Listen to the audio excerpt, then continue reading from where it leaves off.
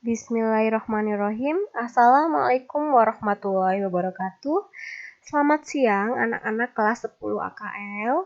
Ya, kita kembali bertemu lagi di mata pelajaran ekonomi bisnis.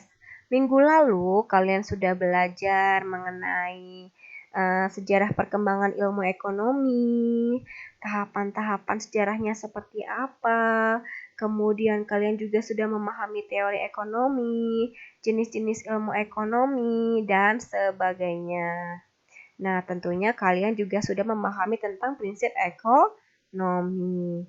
Nah, untuk ekonomi sendiri, tentunya pasti ada masalah-masalah ekonomi yang berhubungan dengan kebutuhan manusia. Nah, menurut Samuelson, ada 3 masalah utama ekonomi. Ketiga masalah itu adalah apa yang akan diproduksi, dan berapa banyak, bagaimana memproduksi, dan untuk siapa barang diproduksi. Ketiga masalah ini merupakan masalah ekonomi mikro. Nah, selain ketiga masalah itu ada 2 masalah ekonomi lagi yang lainnya, tetapi masih terkait, yaitu masalah-masalah terkait dengan pengangguran dan pertumbuhan ekonomi. Kemudian untuk masalah-masalah terkait dengan pengangguran dan pertumbuhan ekonomi, tentu saja tidak dapat dilepaskan ya dari masalah ketidakstabilan kegiatan ekonomi dengan neraca pembayaran. Nah, kedua masalah ini berarti masalah apa? Coba. Berarti masalah ekonomi makro atau mikro? Ya makro, oke. Nah, ada 3 sebab utama di balik masalah ekonomi. Ketiga masalah itu adalah sebagai berikut. Yang pertama, keinginan manusia yang tidak dapat dipenuhi dihadapkan dengan jumlah barang dan jasa yang sangat terbatas. Ya. Contohnya apa, Bu? Contohnya gini, misalnya kalian ingin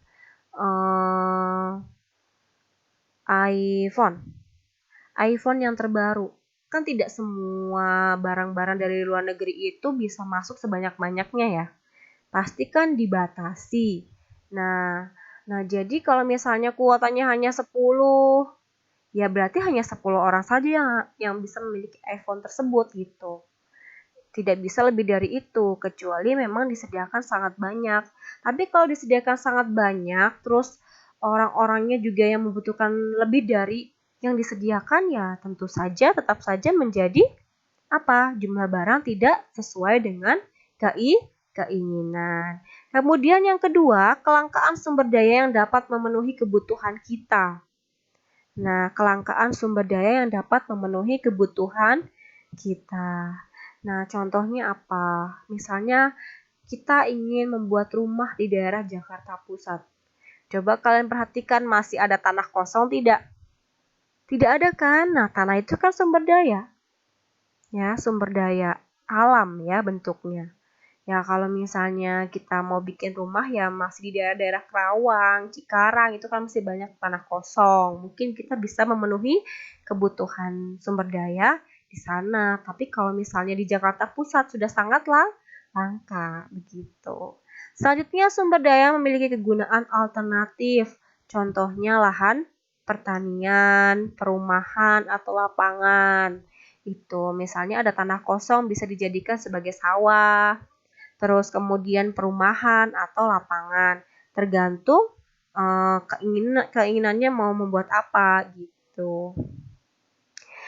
Selanjutnya, setelah kita pahami ya berkaitan dengan masalah-masalah ekonomi tersebut, tentunya berkaitan juga dengan kebutuhan. Nah, coba kalau kalian ingat waktu SMP pasti kalian sudah sering dengar ada namanya kebutuhan pokok tambahan, ya. Ada kan ya? Coba diingat-ingat apa itu yang Ibu sebutkan tadi? Ya, kebutuhan manusia. Kebutuhan manusia itu sangat banyak, ya. Kalau Ibu mengatakan sebuah kebutuhan itu ditentukan oleh keinginan dan kemampuan. Contohnya begini. Sekarang kalian membutuhkan apa? Ketika belajar, sekarang yang kalian butuhkan adalah handphone. Setelah handphone apa? Pulsa, paketan internet. Kamu punya handphone bagus, nggak ada pulsa paketan? Sama saja tidak bisa digunakan untuk belajar.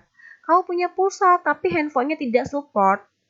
Ya, sama saja juga tidak bisa digunakan, sama dengan keinginan dan kemampuan. Gitu. Kalau kamu ingin, ya kamu harus mampu. Nah, kalau kamu mampu, pasti ada ingin. Itu harus balance. Seorang anak akuntansi itu harus balance ya antara kemampuan dan keinginan. Jangan pernah memaksa diri untuk mampu. Padahal itu hanya ego kamu saja untuk membesarkan keinginan. Oke, itu hanya iklan saja ya agar kalian semakin paham dan bisa memotivasi kalian untuk tetap stay di rumah dan belajar di rumah. Oke, lanjut ya. Kebutuhan manusia itu sangat banyak. Kalau kita turuti, namanya keinginan itu tidak pernah terbatas. Maunya A, B, C, ada yang baru. Merek baju baru, merek HP baru, maunya dibeli. Tapi kadang kita juga harus lihat dong kemampuan kita apa. Sekedar ingin itu sudah memuaskan loh. Tapi kalau ingin dan pengen punya, itu yang bahaya. Padahal nggak punya kemampuan. Oke. Nah, kebutuhan manusia ini dibagi menjadi 4. Ya, 4 jenis kebutuhan manusia. Yang pertama, jenis kebutuhan berdasarkan tingkat intensitas. Kemudian, jenis kebutuhan berdasarkan subjek yang membutuhkan. Jenis kebutuhan berdasarkan waktu. Dan jenis kebutuhan menurut sifat pemenuhan kebutuhan. Yang pertama, jenis kebutuhan berdasarkan tingkat intensitas. Nah, ada kebutuhan primer, sekunder, dan tersier. Kebutuhan primer adalah kebutuhan manusia yang harus dipenuhi untuk melangsungkan hidupnya. Contohnya apa sih? Yang paling penting untuk hidup kita, yaitu minum, makan, pakaian, tempat tinggal. Nah, itu adalah yang paling penting di dalam hidup kita. Kalau kita makan nggak minum, seret. Nggak enak, nggak nyaman ya badan kita. Kalau kita nggak pakai baju, malu. Kan kita manusia bukan hewan. Kalau kita nggak punya rumah, masih bisa ngontrak sih. Tapi kan lebih baik tinggal di rumah sendiri. Gitu. Kemudian, kebutuhan sekunder atau kebutuhan pelengkap. Ialah kebutuhan yang dipenuhi setelah kebutuhan primer. Jadi kalau misalnya kita butuhnya kebutuhan pokok saja, ya kebutuhan pokok saja. Kalau kita butuh sekunder, ya alhamdulillah berarti kita sudah tercukupi. Tapi anak-anak, kita kan sekarang dalam masa pandemik ya, sedang ada COVID di dunia ya, sedang ada COVID. Kalau kita sudah tercukupi, ibaratnya main game udah 100% nyawanya. Ya, sampai tumpeh-tumpeh gitu ya nyawanya. Ya kita harus berbagi dengan mereka yang tidak memiliki atau kurang. Untuk memenuhi kebutuhan pokok aja kurang loh. Jadi kita harus lebih bersyukur. Cukup kita pikirkan diri kita. Kalau kita sudah pikirkan diri kita tercukupi kebutuhannya, baru kita memikirkan orang lain gitu. Untuk masalah sekunder nanti dulu deh, lagi zaman corona ya, berbagi malah mendapat pahala. Nah, selanjutnya yang ketiga, kebutuhan tersier adalah kebutuhan yang bersifat mewah. Nah, ini nih anak sultan nih biasanya memiliki kebutuhan tersier. Pokok udah, sekunder udah, tersier sudah. Ya, kalau tersier ini adalah kebutuhan yang bersifat mewah. Umumnya kebutuhan ini tuh untuk apa sih? Untuk meningkatkan status sosial. Misalnya udah rumahnya bagus, gede. Wih, mobilnya juga mewah ya, gitu. Perhiasan juga meningkatkan status sosial. Handphone yang paling bagus juga meningkatkan status sosial. Nah, biasanya kalau untuk meningkatkan status sosial, mobil itu udah bukan untuk transportasi lagi, tapi untuk apa? Misalnya koleksi, terus emas, perhiasan itu juga untuk koleksi, handphone juga untuk koleksi ya. Gonta-ganti deh, kalau misalnya ada yang baru gonta-ganti terus kan terlihat tuh status sosialnya meningkat. Ada yang terbaru nih, iPhone 11, beli dong. Ya beli. Berarti kan kalau ini terlihat tuh, dia udah bisa beli iPhone 11 yang harga 22 juta. Misalnya gitu. Berarti kan terlihat bahwa orang itu punya. Tapi ya di zaman sekarang ya, untuk beli paket pulsa aja susah gitu ya. Apalagi untuk membeli kebutuhan tersier gitu. Lebih baik untuk berbagi jika ada lebih. Rezeki juga bukan punya kita kok, itu punya Allah gitu kan. Jadi kita harus tetap mengingat orang lain. Jadilah orang yang bermanfaat untuk orang lain ya. Lanjut. Selanjutnya adalah jenis kebutuhan berdasarkan subjek yang membutuhkan. Nah, ini dibagi menjadi dua, kebutuhan individu dan kebutuhan umum. Kebutuhan individu ialah kebutuhan yang berhubungan dengan berbagai individu yang berbeda. Contohnya apa, Bu? Contohnya kalau petani itu pasti membutuhkan cangkul, bibit tanaman ya. Kalau guru membutuhkannya apa? Ya, masa guru membutuhkan cangkul kan nggak mungkin. Pasti guru membutuhkan spidol, buku, modul, dan lain-lain. Itu adalah kebutuhan individu. Nah, kalau kebutuhan umum adalah kebutuhan yang berhubungan dengan masyarakat atau disebut juga kebutuhan sosial. Nah, contohnya apa, Bu? Contohnya kalau kita mengkaitkan dengan umum berarti yang sering kita gunakan adalah jalan raya, jembatan ya, kemudian taman kota, jaringan listrik yang untuk dipakai bersama-sama itu namanya kebutuhan umum. Gitu. Paham ya sampai sini? Nah, tadi sudah dijelaskan tentang jenis kebutuhan berdasarkan intensitas, terus jenis kebutuhan berdasarkan subjek yang membutuhkan. Selanjutnya, jenis kebutuhan berdasarkan waktu. Untuk jenis kebutuhan berdasarkan waktu dibedakan menjadi dua, kebutuhan sekarang atau kebutuhan masa kini, dan kebutuhan masa mendatang atau kebutuhan masa depan. Kebutuhan sekarang atau kebutuhan saat ini atau masa kini ialah kebutuhan yang tidak dapat ditunda pemenuhannya dan harus dilakukan saat ini. Contohnya, Bu, contohnya kamu lagi jalan, tiba-tiba hujan. Nah, kamu butuh payung kan?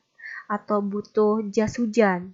Nah, kemudian contoh lagi, misalnya kamu lapar. Pasti tidak bisa ditunda kan, ingin segera makan. Terus ada orang sakit, pasti ingin segera berobat. Kebutuhan itu apa saja yang membuat diri itu merasanya nyaman. Kemudian kebutuhan masa mendatang atau kebutuhan masa depan ialah kebutuhan uang dirancang atau direncanakan untuk terpenuhi di masa depan. Contohnya, ibu kamu punya cita-cita kamu kuliah jadi sarjana. Pasti ibu kamu merancang tabungannya dari sekarang untuk biaya kuliah kamu nantinya. Itu namanya kebutuhan masa mendatang. Selanjutnya yang terakhir, jenis kebutuhan menurut sifat pemenuhan kebutuhan. Itu juga dibagi menjadi dua.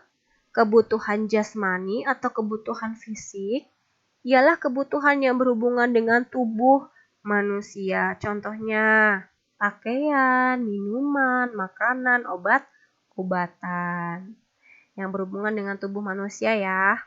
Selanjutnya yang kedua, kebutuhan rohani ialah kebutuhan yang berhubungan dengan kejiwaan seseorang.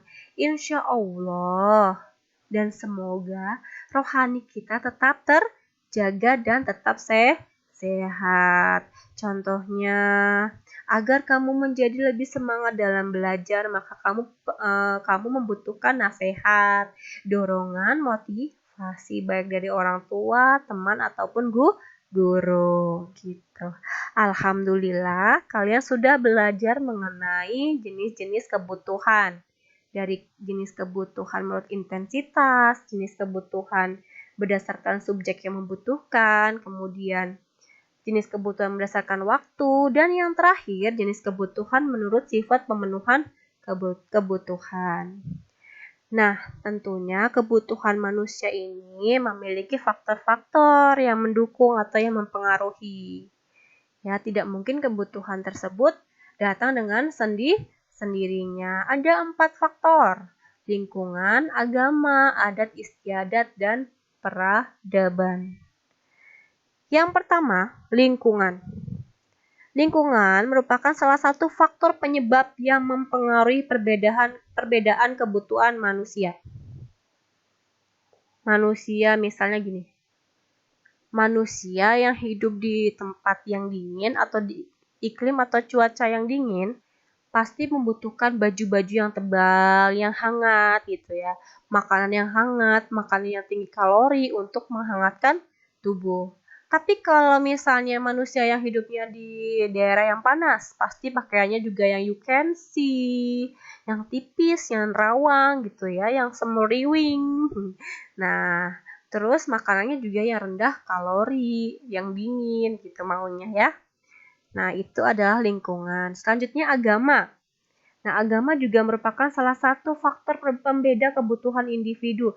Contohnya, kalau kita seorang muslim, ya kita butuhnya apa sih? Mukena buat sholat, sarung buat sholat, sajadah, ya, kemudian Al-Quran sebagai kitab kita, kemudian juga tasbih, ya. Kalau misalnya orang Hindu, ya, kalau orang Hindu menggunakan bunga janur. Nah, kalau misalnya orang Nasrani membutuhkan Alkitab gitu misalnya. Kemudian yang ketiga adalah faktor adat istiadat.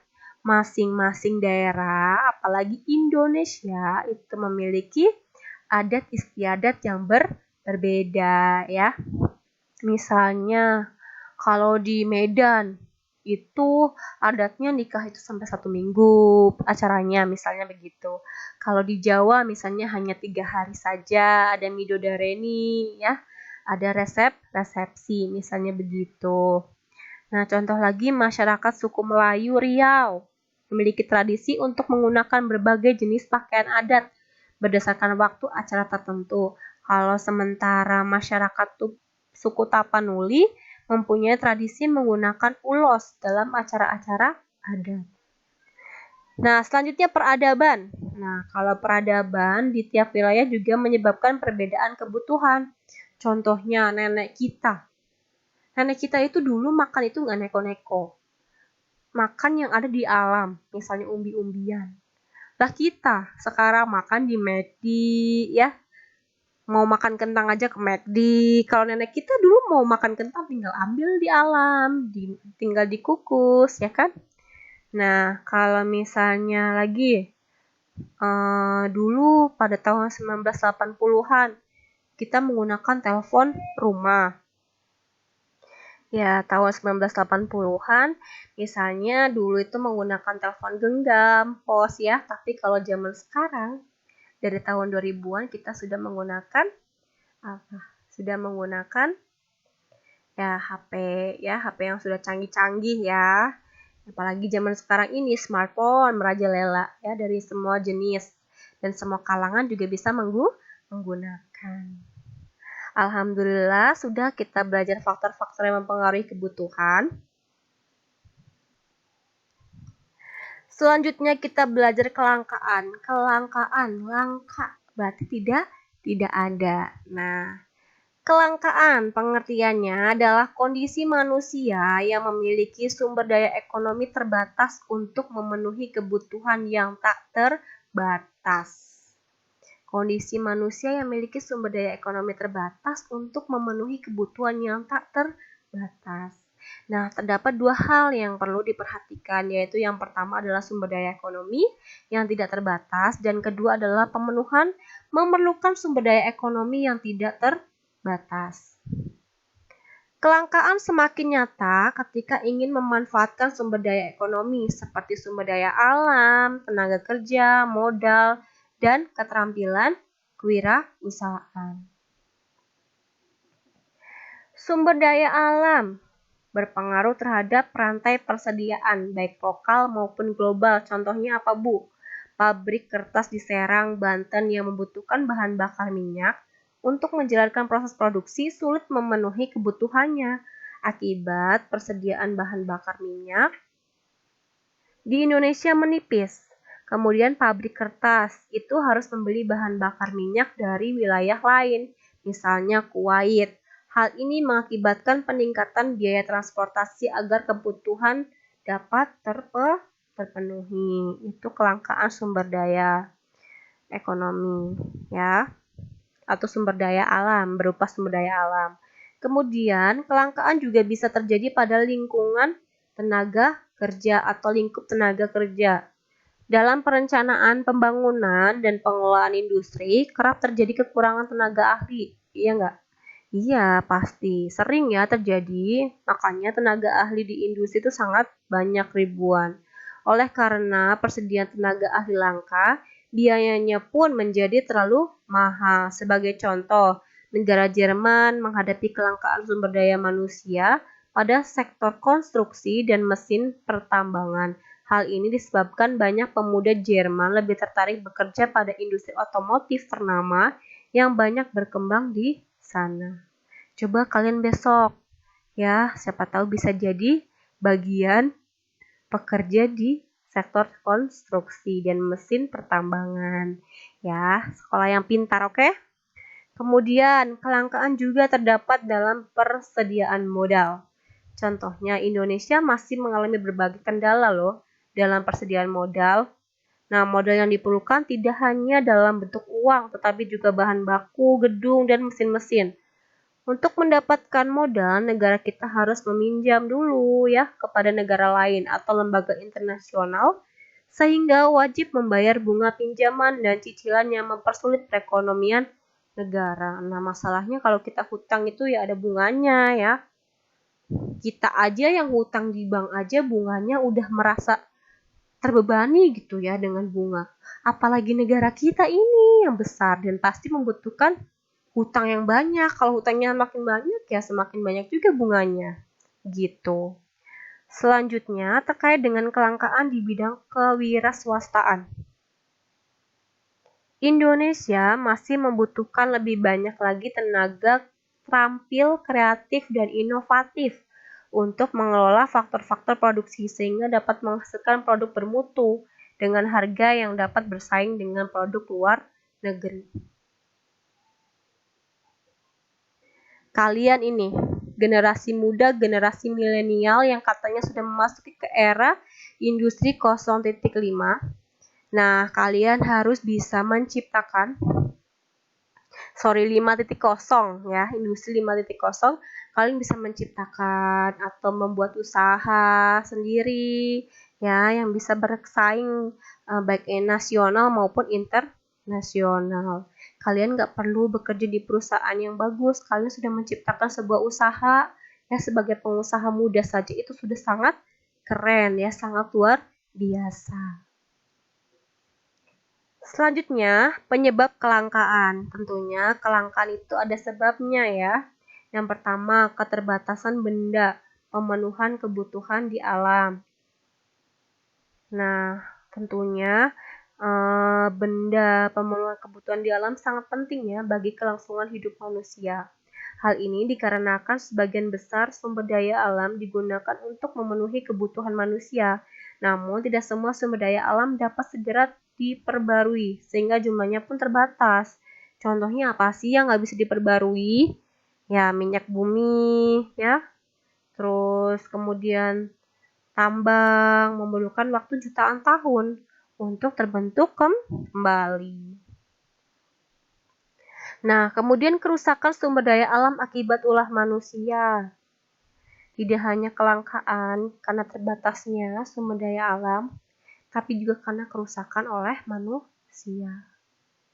Contohnya apa sih? Ya nggak jauh-jauh lah, banyak sekali hutan yang gundul akibat kebakaran hutan, akibat kelalaian manusia menyalakan puntung rokok, membuang puntung rokok sembarangan di hutan sehingga hutannya bisa kebakar ya.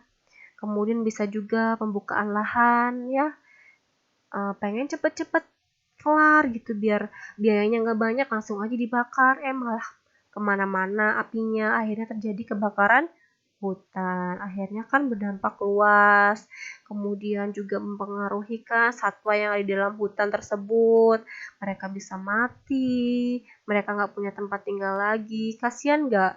Kasian, karena mereka juga merupakan makhluk hidup. Makanya kita sebagai manusia yang katanya dari tanah kemudian kembali ke tanah, ya jangan lupa bahwa kita hidup berdampingan dengan alam. Jangan sampai kita merusak alam. Selanjutnya, keterbatasan kemampuan manusia mengolah sumber daya ekonomi yang ada. Nah, ternyata manusia juga memiliki keterbatasan untuk mengolah sumber daya ekonomi. Keterbatasan ini disebabkan oleh rendahnya penguasaan teknologi dan kekurangan modal. Akibatnya terjadi ketidakefektifan dan ketidakefisienan dalam pemanfaatan sumber daya ekonomi. Ya, jadi kita juga harus bisa mengelola dan mengolah sumber daya ekonomi dengan baik. Kemudian peningkatan kebutuhan yang lebih cepat dibandingkan dengan penyediaan sarana pemenuhan kebutuhan. Iyalah, kita mah maunya butuh cepat-cepat ya, tapi tidak memandang bagaimana sarana kebutuhannya, apakah ada atau tidak. Seiring berjalannya waktu, tingkat peradaban dan jumlah manusia semakin meningkat. Kondisi ini menyebabkan jenis dan jumlah kebutuhan juga semakin berkembang dan beragam. Di lain pihak, produksi atau penambahan alat pemenuhan kebutuhan belum dapat memenuhi kebutuhan yang ada, sehingga terjadi kelangkaan. Ya, itulah 4 penyebab kelangkaan. Alhamdulillah, kita sudah belajar mengenai jenis-jenis kebutuhan. Kita juga sudah belajar mengenai faktor-faktor yang mempengaruhi kebutuhan. Kita juga sudah belajar mengenai pengertian kelangkaan dan juga penyebab kelangkaan. Alhamdulillah ya. Apabila ada pertanyaan silahkan ditanyakan. Ibu harap kalian sudah bisa memahami apa yang Ibu jelaskan tadi. Nah, kemudian Ibu juga berharap kita segera bertatap muka di kelas. Baik, sekian terima kasih atas perhatiannya. Mohon dipahami ya. Terima kasih. Wassalamualaikum warahmatullahi wabarakatuh.